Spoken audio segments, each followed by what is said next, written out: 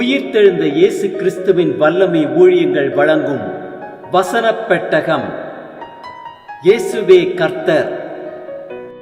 இயேசுவையே தேவன் ஆண்டவரும் கிறிஸ்துவுமாக்கினார். இயேசுவே ராஜாதி ராஜா, கர்த்தாதி கர்த்தா. கிறிஸ்துவே மரித்தோர் மேலும் ஜீவனுள்ளோர் மேலும் ஆண்டவர்.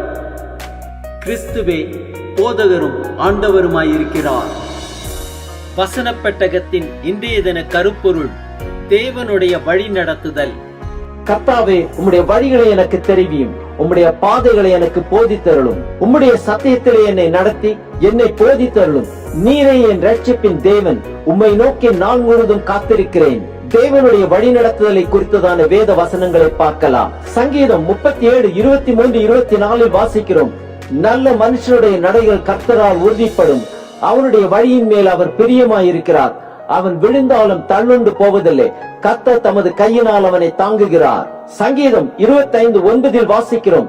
சாந்த குணமுள்ளவர்களை நியாயத்திலே நடத்தி சாந்த குணமுள்ளவர்களுக்கு தமது வழியை போதிக்கிறார். சங்கீதம் 119, 105 வாசிக்கிறோம். உம்முடைய வசனம் என் கால்களுக்கு தீபமும் என் பாதைக்கு வெளிச்சமுமாயிருக்கிறது. எரேமியா 29:13 வாசிக்கிறோம். உங்கள் முழு இருதயத்தோடும் என்னை தேடினீர்களானால் என்னை தேடுகையில் கண்டுபிடிப்பீர்கள். மத்தேயு 6:33 வாசிக்கிறோம். முதலாவது தேவனுடைய ராஜ்யத்தையும் அவருடைய நீதியையும் தேடுங்கள், அப்பொழுது இவைகளெல்லாம் உங்களுக்கு கூட கொடுக்கப்படும். ரோமர் 8:14 வாசிக்கிறோம்.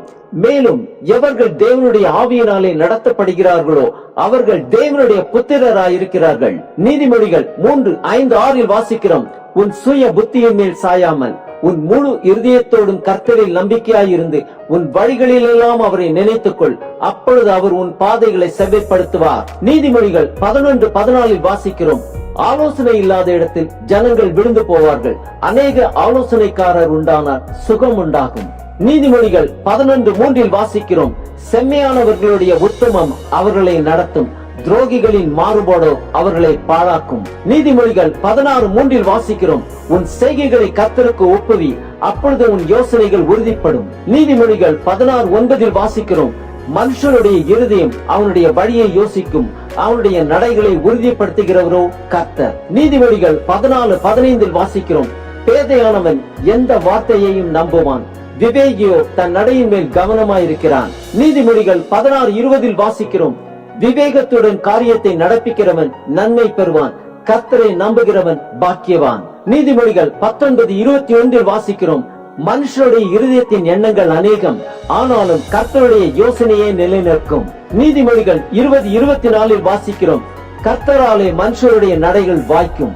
ஆம், அனுதினமும் அதிகாலையில் கர்த்தருடைய சமூகத்தில் வந்து அவர் நமக்கு வைத்திருக்கும் வழிகளை அறிந்து கொண்டு அவர் ஆலோசனைகளின்படி நடக்கும் போது அந்த நாள் நமக்கு ஆசீர்வாதமாக இருக்கும்.